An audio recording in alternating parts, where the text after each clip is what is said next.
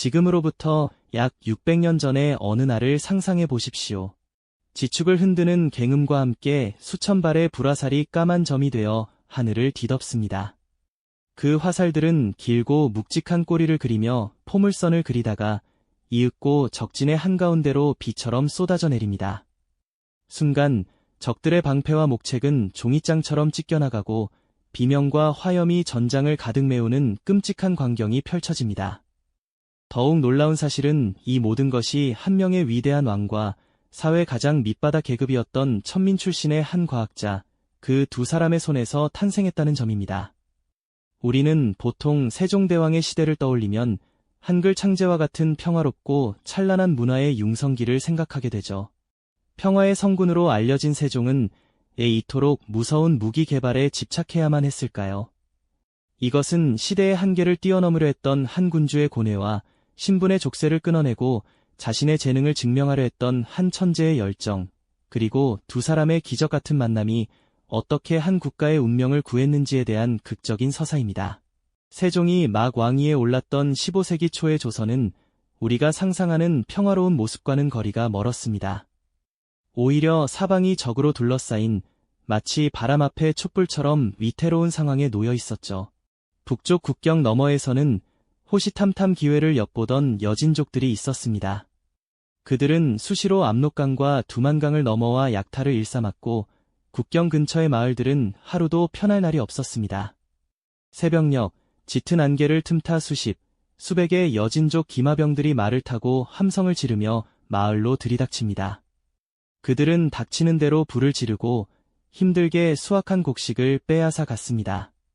남자들은 저항하다 쓰러지고 여자와 아이들은 공포에 떨며 숨어야만 했죠. 잿더미로 변한 집 앞에서 망연자실하게 주저앉은 백성의 모습은 당시 북방의 흔한 풍경이었습니다. 남쪽 바다에서는 왜구들이 끊임없이 출몰하여 해안가 마을을 습격했습니다. 작은 어선들을 타고 나타난 그들은 단순한 도적대가 아니었습니다. 체계적으로 무장하고 훈련된 해적 집단에 가까웠죠. 평화롭게 고기잡이에 나섰던 어부들은 속수무책으로 당할 수밖에 없었고 해안가의 창고들은 약탈의 주된 목표가 되었습니다. 백성들은 바다로 나가는 것을 두려워했고 물류의 동맥이었던 바닷길이 막히면서 국가 경제마저 흔들릴 지경이었습니다. 불안감은 전염병처럼 조선 전역으로 퍼져나갔습니다.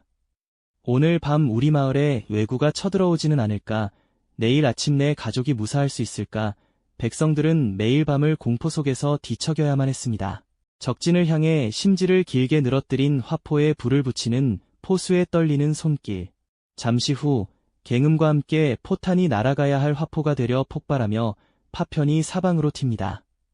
함께 싸우던 동료 병사들의 비명이 들려오고 적들은 그런 모습을 보며 비웃음을 날리는 상황.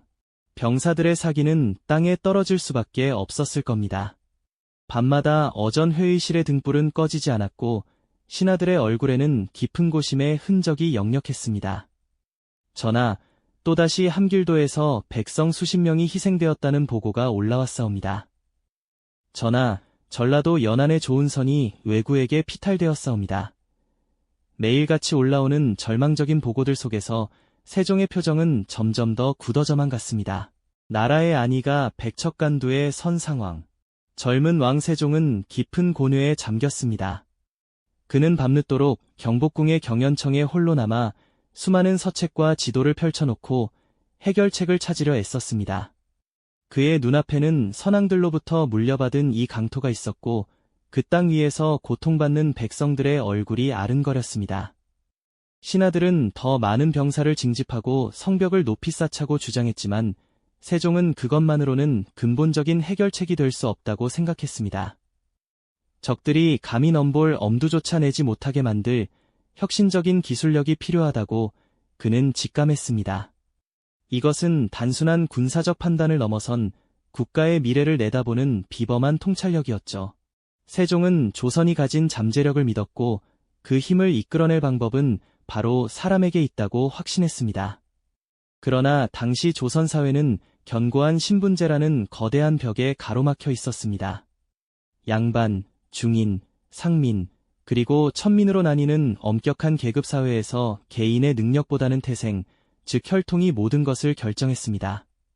아무리 뛰어난 재능을 가졌더라도 천민으로 태어났다면 평생 관직에 나아갈 수 없는 것은 물론 자신의 이름을 역사에 남기는 것조차 꿈꿀 수 없는 시대였죠. 중요한 국책 사업이나 기술 개발은 당연히 그를 아는 양반 관료들의 몫이었습니다. 하지만 세종은 깨달았습니다. 진정한 기술과 실용적인 지식은 책상에 앉아 붓을 든 손이 아니라 흙과 기름때를 묻히며 무언가를 직접 만들어내는 거친 손에서 나온다는 사실을 말입니다. 과인은 신분의 높고 낮음을 가리지 않겠다. 오직 그 능력과 쓸모만을 볼 것이다. 이 한마디는 조선의 뿌리 깊은 관습을 뒤흔드는 그야말로 혁명적인 선언이었습니다. 바로 그때 세종의 눈에 한 인물이 들어왔습니다. 그의 이름은 장영실, 동래현의 관노, 즉 나라에 소속된 노비였습니다. 그의 어머니 또한 기생 출신으로 그는 태생부터 사회 가장 밑바지인 천민 계급에 속해 있었죠. 하지만 그의 손재주는 그가 속한 신분을 아득히 뛰어넘는 수준이었습니다. 그는 어릴 적부터 고장난 농기구를 고치거나 복잡한 기계 장치를 분해하고 조립하는 데에 비상한 재능을 보였다고 전해집니다. 아마도 장영실은 자신의 작은 작업장에서 묵묵히 무언가를 만들고 있었을 겁니다. 그의 거친 손은 굳은 살이 박여 있었지만 무언가를 설계하고 조립하는 그의 눈빛만큼은 그 누구보다 총명하게 빛나고 있었죠. 세종은 장영실을 궁궐로 불렀습니다. 화려하고 웅장한 궁궐의 모습에 평생을 천민으로 살아온 장영실은 잔뜩 주눅이 들었을지도 모릅니다. 이엄 있는 용상에 앉은 왕과 비단옷을 차려입고 자신을 경멸하듯 쳐다보는 양반 대신들 앞에서 그는 무슨 생각을 했을까요? 세종은 그에게 몇 가지 어려운 기술적 과제를 던졌고 장영실은 막힘없이 자신의 지식과 아이디어를 풀어냈습니다.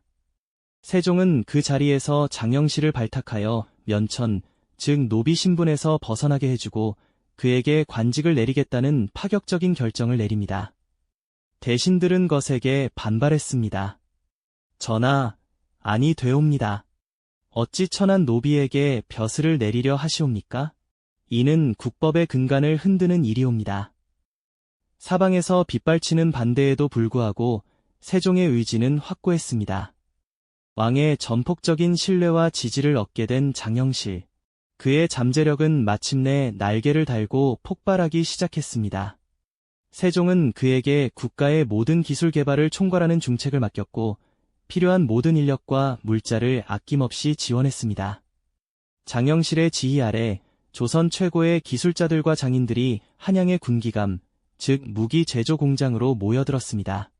이제 이곳은 조선의 운명을 바꿀 비밀 병기 개발의 심장부가 된 셈입니다.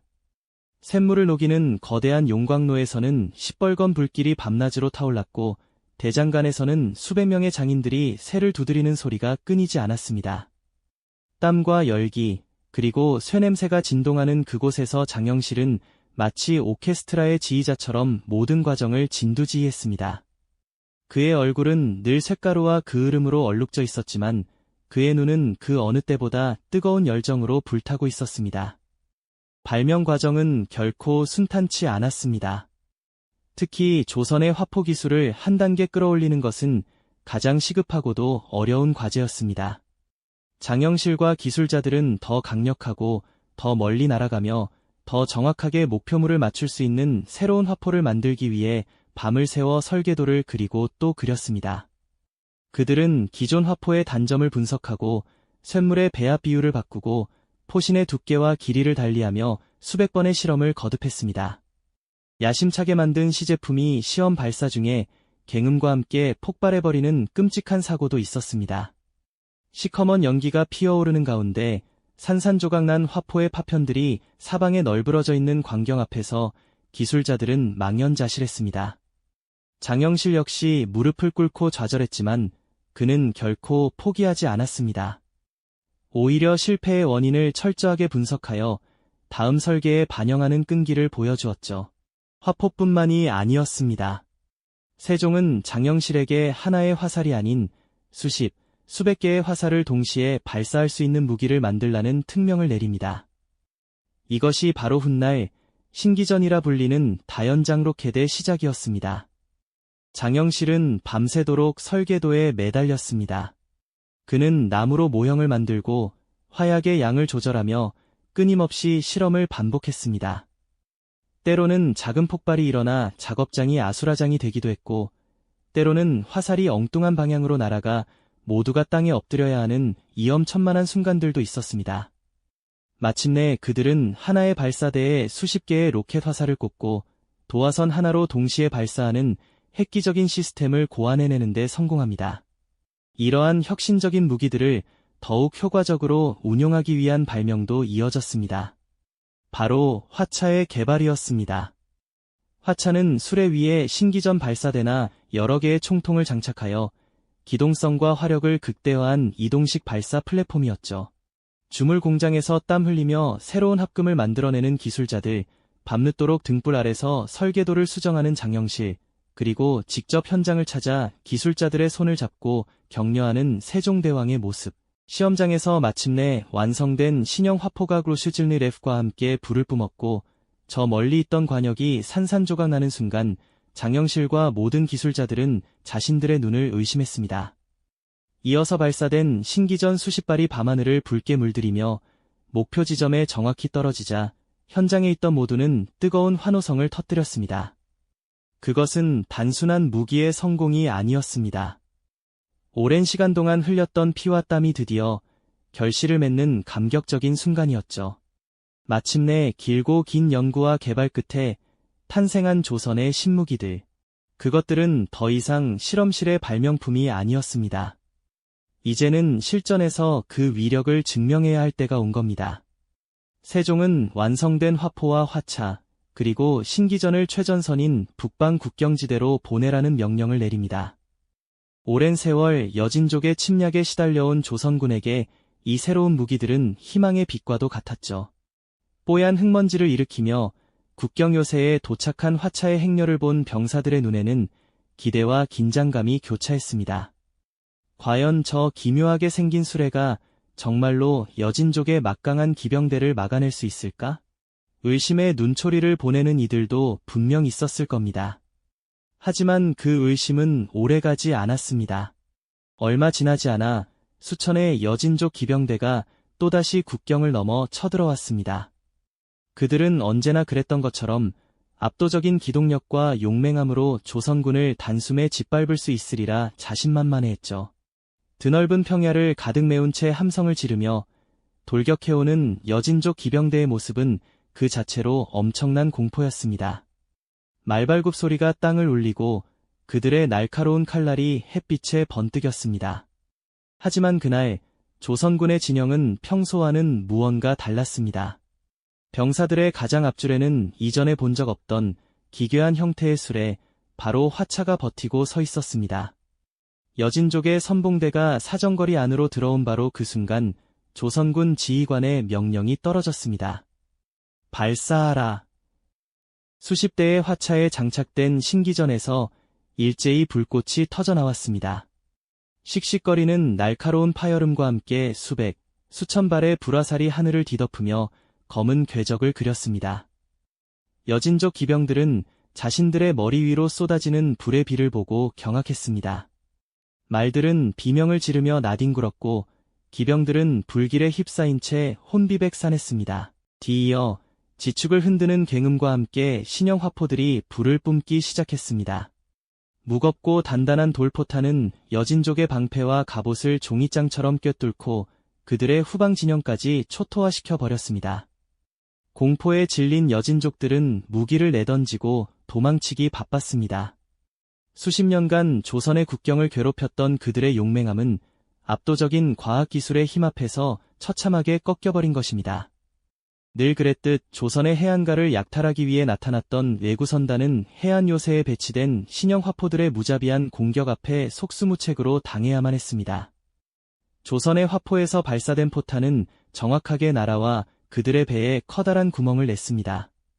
단단한 나무로 만들어진 배가 거대한 포탄 한 발에 산산조각이 나며 침몰하는 광경을 목격한 예구들은 혼비백산하여 뱃머리를 돌려 도망치기 시작했죠. 이전까지 조선의 수군을 얕보던 그들에게 이제 조선의 바다는 감히 접근할 수 없는 공포의 대상이 되었습니다. 승전보가 연이어 한양으로 전해지자 백성들은 환호하며 안도의 한숨을 내쉬었습니다. 길고 길었던 불안과 공포의 밤이 지나고 마침내 평화의 아침이 밝아오고 있었던 겁니다. 그리고 그 기적의 중심에는 신분의 벽을 넘어 인재를 알아본 위대한 왕과 시대의 한계를 뚫고 자신의 재능을 꽃피운 천재, 과학자의 피땀 어린 노력이 고스란히 녹아 있었습니다. 그들의 위대한 협력이 마침내 조선의 국방태세를 근본적으로 바꾸어 놓은 것입니다. 이처럼 눈부신 성공을 거두었지만 위대한 발명의 중심에 있었던 혁신가 장영실의 마지막은 어딘가 석연치 않은 그림자에 휩싸여 있습니다. 이 모든 역사의 거대한 전환점 속에서 당신은 무엇을 발견하셨나요? 지식의 마지막 한 조각까지 놓치고 싶지 않으시다면 채널을 구독하고 다음 이야기를 기다려주세요. 여러분의 좋아요 하나가 저희에게는 새로운 이야기를 발굴하는 가장 큰 힘이 됩니다. 마침내 길고 긴 연구와 개발 끝에 탄생한 조선의 신무기들. 세종은 완성된 화포와 화차, 그리고 신기전을 최전선인 북방 국경지대로 보내라는 명령을 내립니다. 뽀얀 흙먼지를 일으키며 국경 요새에 도착한 화차의 행렬을 본 병사들의 눈에는 기대와 긴장감이 교차했습니다. 하지만 그 의심은 오래가지 않았습니다. 얼마 지나지 않아 수천의 여진족 기병대가 또다시 국경을 넘어 쳐들어왔습니다. 그들은 언제나 그랬던 것처럼 압도적인 기동력과 용맹함으로 조선군을 단숨에 짓밟을 수 있으리라 자신만만해했죠. 드넓은 평야를 가득 메운 채 함성을 지르며 돌격해오는 여진족 기병대의 모습은 그 자체로 엄청난 공포였습니다.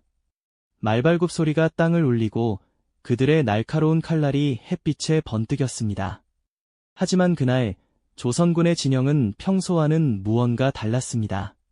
병사들의 가장 앞줄에는 이전에 본 적 없던 기괴한 형태의 술에 바로 화차가 버티고 서 있었습니다. 여진족의 선봉대가 사정거리 안으로 들어온 바로 그 순간 조선군 지휘관의 명령이 떨어졌습니다. 발사하라. 수십 대의 화차에 장착된 신기전에서 일제히 불꽃이 터져나왔습니다. 씩씩거리는 날카로운 파열음과 함께 수백, 수천 발의 불화살이 하늘을 뒤덮으며 검은 궤적을 그렸습니다. 여진족 기병들은 자신들의 머리 위로 쏟아지는 불의 비를 보고 경악했습니다. 말들은 비명을 지르며 나뒹굴었고 기병들은 불길에 휩싸인 채 혼비백산했습니다. 뒤이어 지축을 흔드는 굉음과 함께 신형 화포들이 불을 뿜기 시작했습니다. 무겁고 단단한 돌포탄은 여진족의 방패와 갑옷을 종이장처럼 꿰뚫고 그들의 후방 진영까지 초토화시켜 버렸습니다. 공포에 질린 여진족들은 무기를 내던지고 도망치기 바빴습니다. 수십 년간 조선의 국경을 괴롭혔던 그들의 용맹함은 압도적인 과학기술의 힘 앞에서 처참하게 꺾여버린 것입니다. 늘 그랬듯 조선의 해안가를 약탈하기 위해 나타났던 왜구선단은 해안 요새에 배치된 신형 화포들의 무자비한 공격 앞에 속수무책으로 당해야만 했습니다. 조선의 화포에서 발사된 포탄은 정확하게 날아와 그들의 배에 커다란 구멍을 냈습니다. 단단한 나무로 만들어진 배가 거대한 포탄 한 발에 산산조각이 나며 침몰하는 광경을 목격한 왜구들은 혼비백산하여 뱃머리를 돌려 도망치기 시작했죠.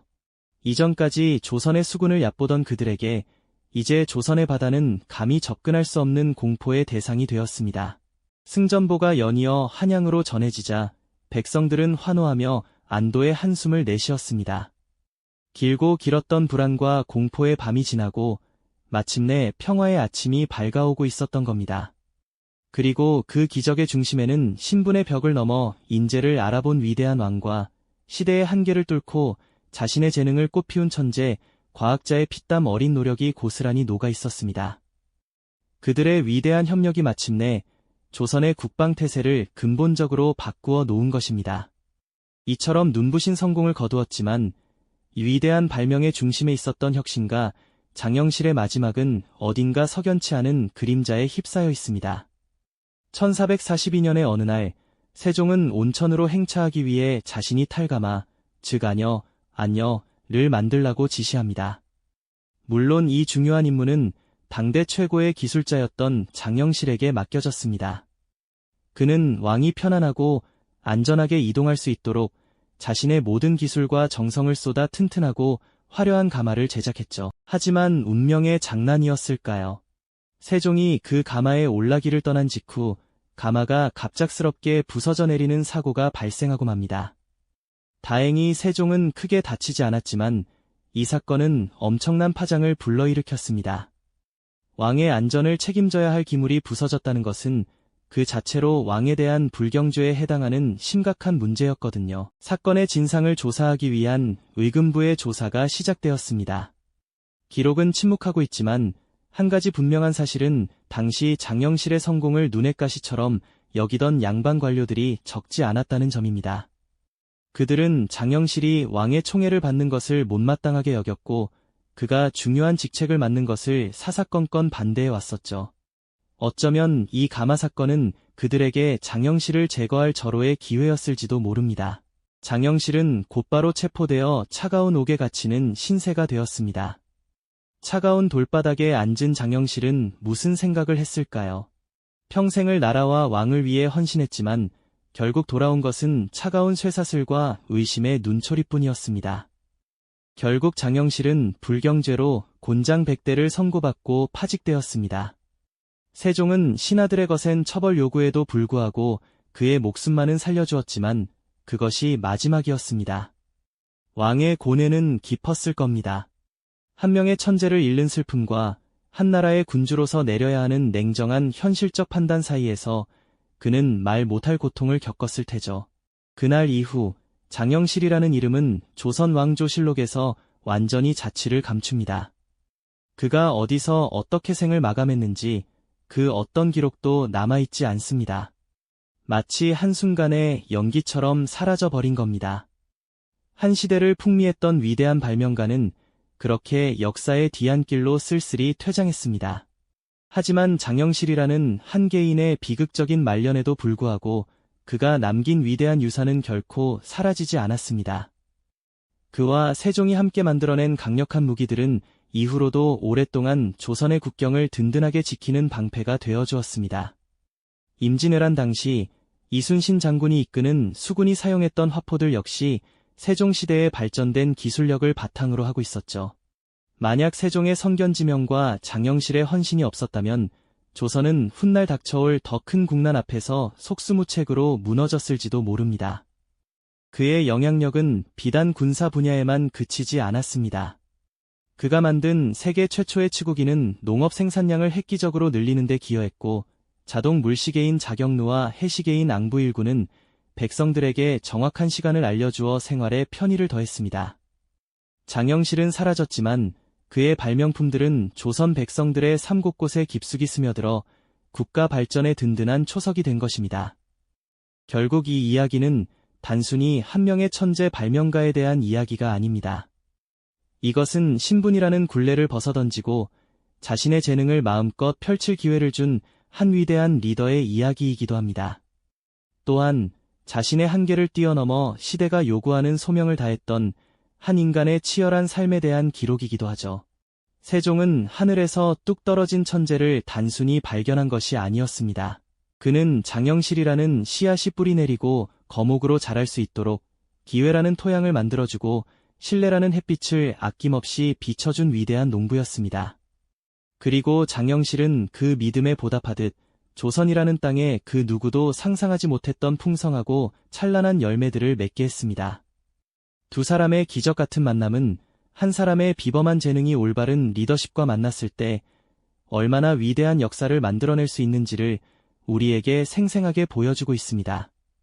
오늘날 우리가 당연하게 누리고 있는 이 땅의 평화와 발전 속에는 600년 전 낡은 관습과 편견에 맞서 싸우며 묵묵히 자신의 길을 걸어갔던 두 거인의 뜨거운 피와 땀이 서려 있는 것은 아닐까요?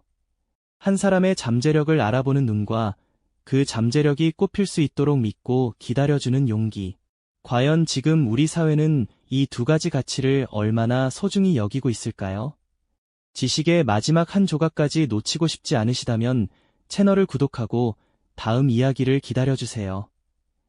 여러분의 좋아요 하나가 저희에게는 새로운 이야기를 발굴하는 가장 큰 힘이 됩니다.